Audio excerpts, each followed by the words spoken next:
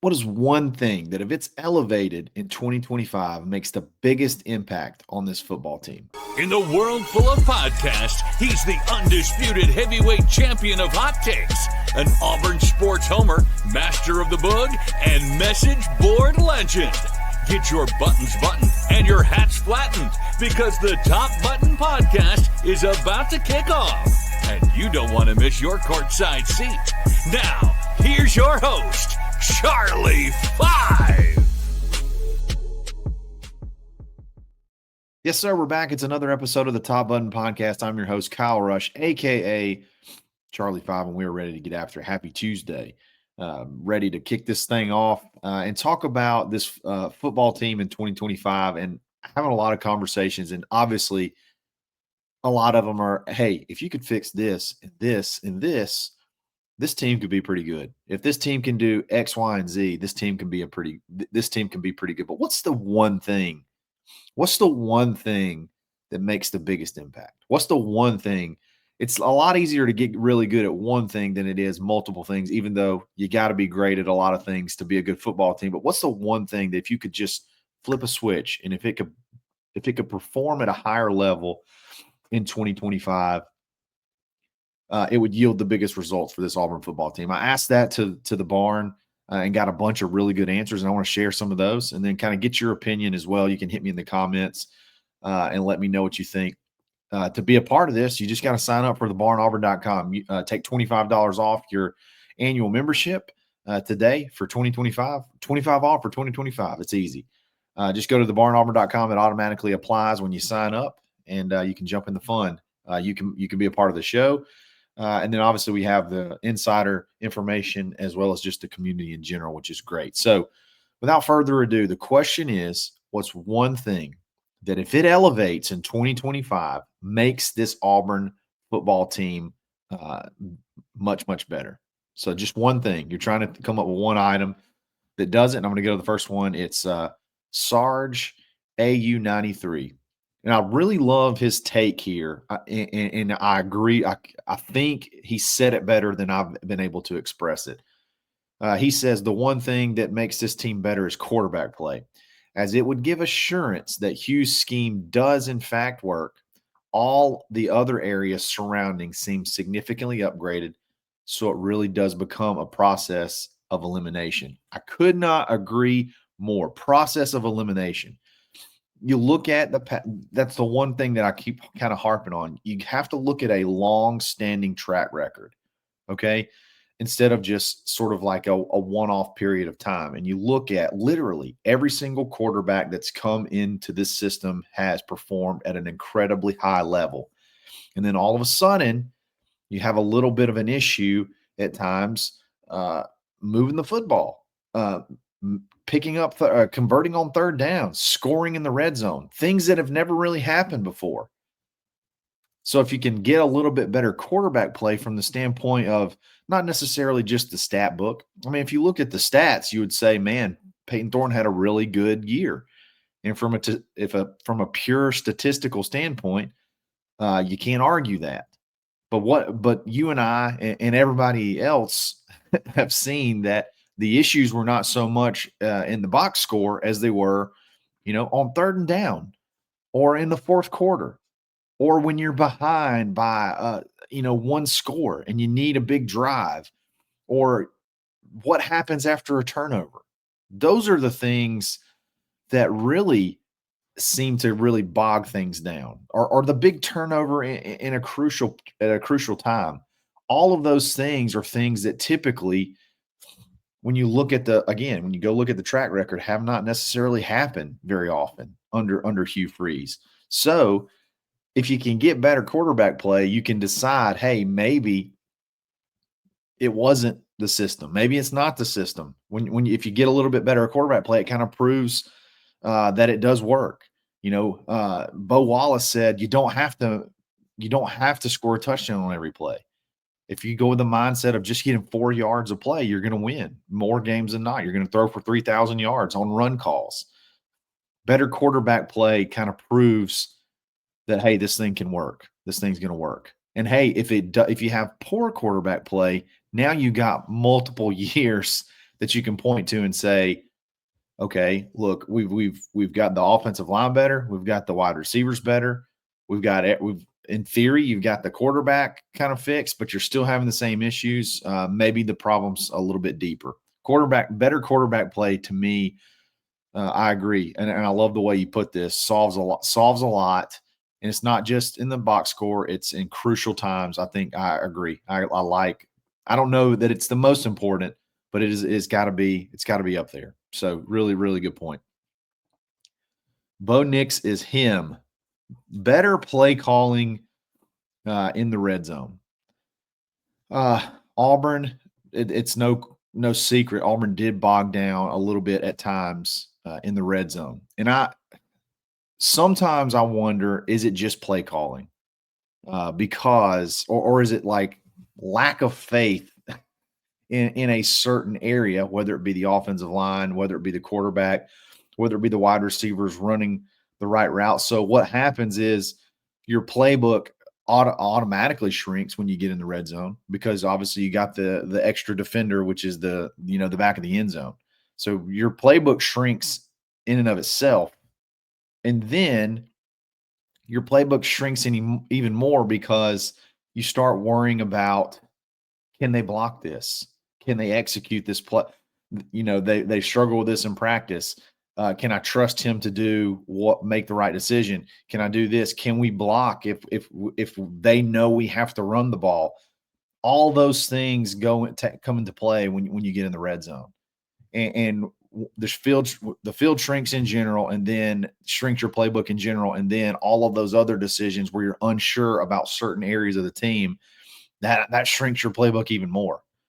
So you get into the point of, is it truly the play calling, or can you, if you change a few pieces and you fix a few things, does it open up that playbook and make it a little bit easier to call plays in the red zone? I don't know what the chicken or the egg is in this situation. I don't know if it's just we're having play calling issues in general, or if there were issues that led to the decision making when you get into the red zone. Obviously, you got to figure that out, and you hope that, again, fixing the offensive line, in theory, maybe getting a quarterback that better suits what you're looking to do. Receivers getting a little bit older and a little bit better. Bringing in Eric Singleton Jr. Maybe when you get to those where you feel confident in the red zone as a play caller, it opens things up. So again, I agree.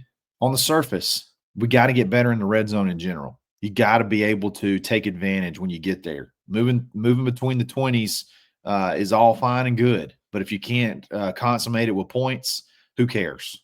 Who truly cares if you can't score points?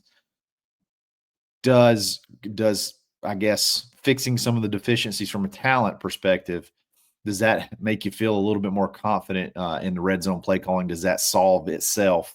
We'll have to see. But again, got to get better in the red zone, 100%. And this kind of goes in line with it. And I just put this up because I thought this was funny. Not only the comment, but the name, Frank Tolbert's finger. You don't remember, he had the 6th digit basketball player from Red Level, Alabama. He had the 6th digit. I think he had an extra pinky. But anyway, only call good plays. Don't call the bad ones. I love that. I did a show with Tyler Siskey, and one of the questions people always say, or one of the comments people always say, is you should only call plays that you feel like your guys can execute. And Siskey says, you should ask Hugh that in a press conference. Hugh, why are you calling plays that don't work? Why didn't you only call the plays that did work? I thought that was hilarious. So it's funny. Yeah, good comment and great name, Frank Tolbert's finger. That gets me every single time. I feel like I remember, I could be wrong, but I feel like I remember something around the time where Auburn was going on their little streak, and somebody used the outline of his hand for the 6th win. I feel like I remember that. I was a student around that time. I feel like I remember that, but I could be making it up in my head and think that I wish that somebody did that. But anyway, great name, great comment. Overfront, another great name. Kicking. Going to have a lot of close games, and you got to make the field goals. we're spoiled, man. Let's just call it what it is. Auburn fans have been spoiled. We have been spoiled with phenomenal kickers for seemingly well over a decade. You had both of the Carlson brothers. You had Alex McPherson last year, who quite frankly, quite literally never missed a field goal. You've had great kickers before that. You had your Damon Duvals, you had your John Vaughns, you had all these guys that just seemed like they were going to be automatic. You just get inside get around the 30-yard line, 35-yard line, and you feel like, hey, there's a pretty good chance we're going to get points here. That's just never been a thing for an Auburn fan in quite some time. And you go up. As a matter of fact, we make fun of other teams that struggle with that. We made fun of Alabama having kicking issues in crunch time. And then all of a sudden it's kind of come back. It kind of came back to bite us last year with the unfortunate health of Alex McPherson. And then you had Towns Magoo, who was just incredible in the spring game, super talented, who just for whatever reason lost some confidence. And then it became sort of like a head game. Talent is there. The leg is there. He's good from 60. I mean, the kid is a really good, powerful kicker, but he also was a true freshman. And if you just lose that little bit of confidence as a kicker, you start overthinking things, your mechanics get off. Then you're trying to overcompensate. It's just like a golf swing. If you got the hooks, you're trying not to hook it. Well, then you block one way outright. You're trying to overcompensate to keep yourself from making the same mistake, and you end up making other mistakes instead of just saying, I'm going to kick my way out of it. I'm going to trust my mechanics. I'm not going to try to change anything. And I'm going to, be confident in what I do and go out and do it. Auburn's got to get better in the kicking game. It changes the mindset of so many things, the way you call plays, the way how risky you are, how many chances you take, because you can't. You may go way conservative because you feel like you can't get in a situation to where you got to kick a long field goal. So it just completely changes everything, the kicking game. And then, punting.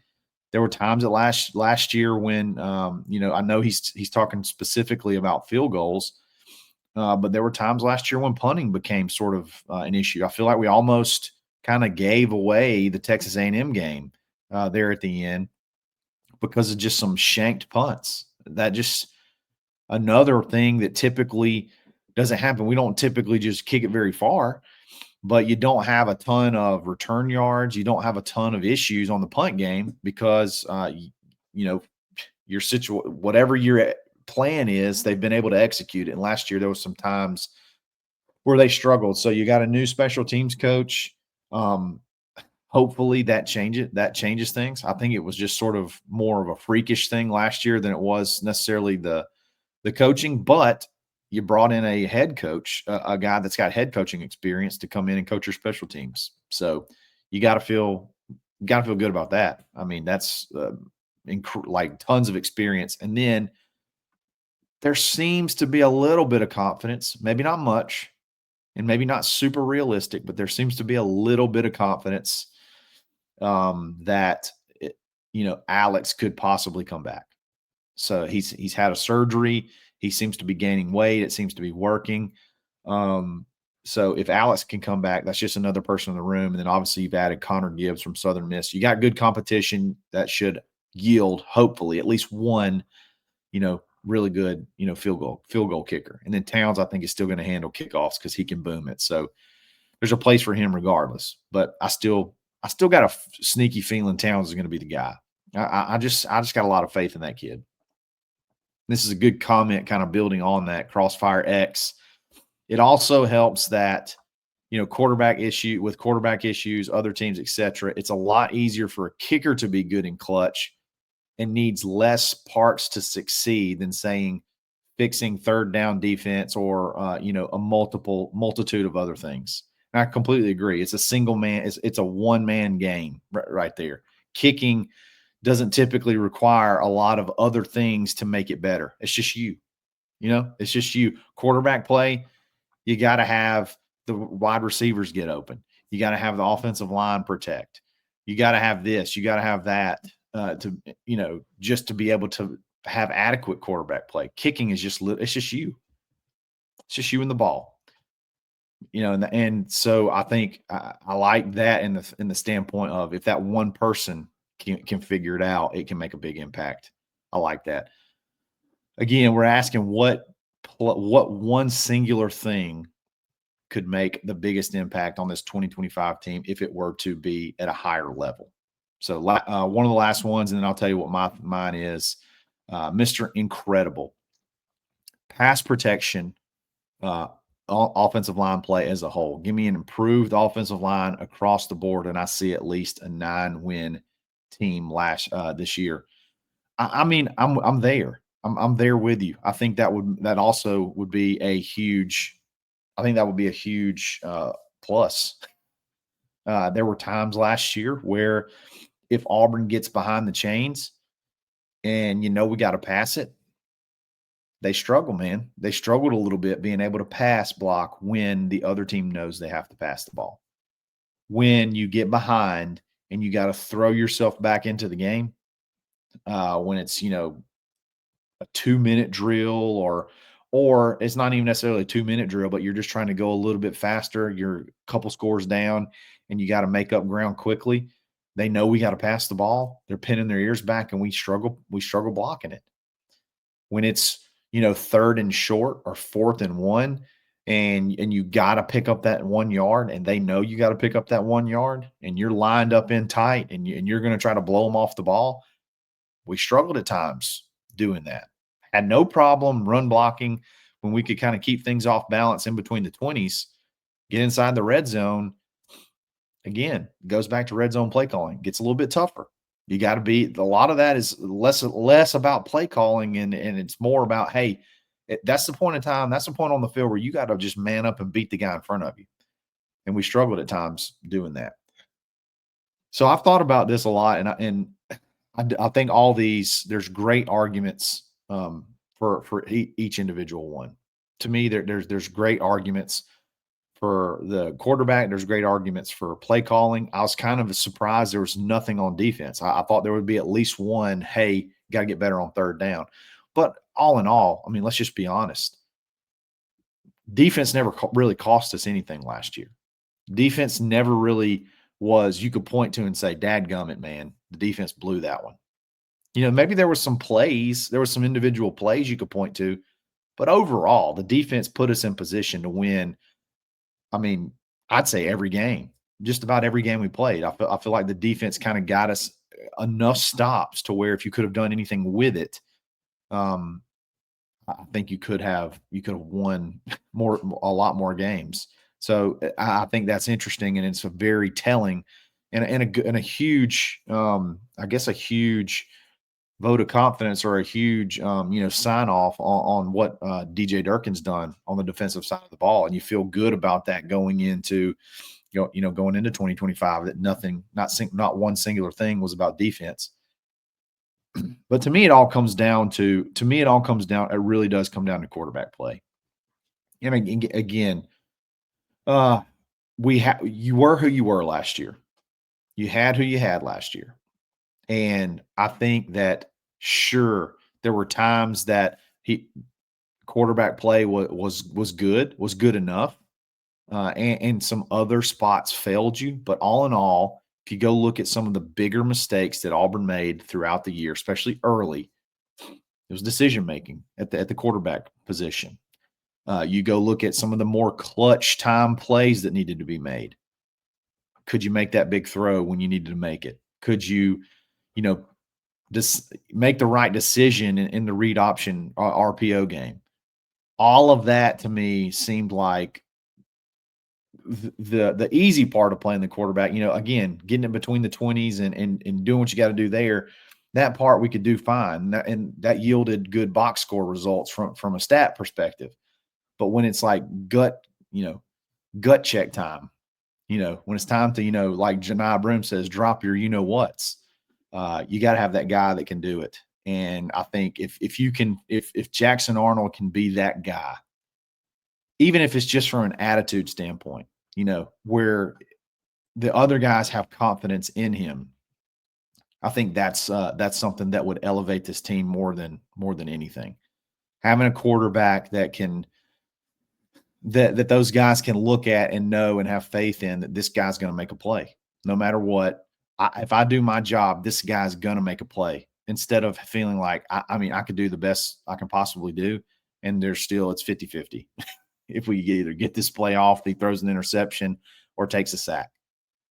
So I think that one thing right there instills confidence in all the other positions. So I think I'm going with that one. I think I'm going to go with better quarterback play, better decision making. To me, makes the biggest impact on everything, because I think the offensive line at times last year was good enough. I think you look, they gave up less sacks. You had more yards per carry, I think, than the year prior. So I think the offensive line at times last year was good enough. It's just whenever, you get down at Missouri, when you go down to Missouri, do you have any faith that that guy's going to be able to bring you back? When you get down at Cal, do you have any faith that that guy was going to be able to bring you back? And so on and so forth. Anytime last year where we felt like we got down, there just wasn't a lot of faith that from the quarterback position, they were going to be able to make the plays to get it done, to bring you back into the game. He did do it against Texas A&M, and I'm very proud of him for that. Had a big fourth down conversion on a run. But even when Texas A&M had that last score, I had no faith we were going to go down and tie it up. No faith whatsoever. Thought that was it. That's ball game. But they did it. So if you can get more of that, I think it makes the team. I mean, look at that game right there. You had some clutch quarterback play, when you had to have it, and you won a big game. You won a big game. I think they were ranked at the time. You won a ranked game albeit at home in multiple overtimes. But that's good quarterback decision making, good quarterback decision making, playmaking from the quarterback position, and you won the game. So I think that makes the biggest impact. Let me know what you think. What makes the biggest impact on this team in 2025? That's the one thing. Just one thing. Don't give me a list. What's one thing? If you change, if X gets better, Auburn's going to be a good football team. Just one thing. Let me know what you think in the comments, guys. I really appreciate it. Again, sign up for the Barn. You can be a part of these different types of conversations, be featured on the show. A lot of fun, great community in general. So definitely check us out at thebarnauburn.com. Guys, if you like the show, like it. If you like the channel, subscribe to it. Follow me on Twitter, @the_Charlie_5. And we're going to get back at it every single day. It's another episode of the Top Button Podcast. Stay buttoned. Thanks for listening, and drive home safely.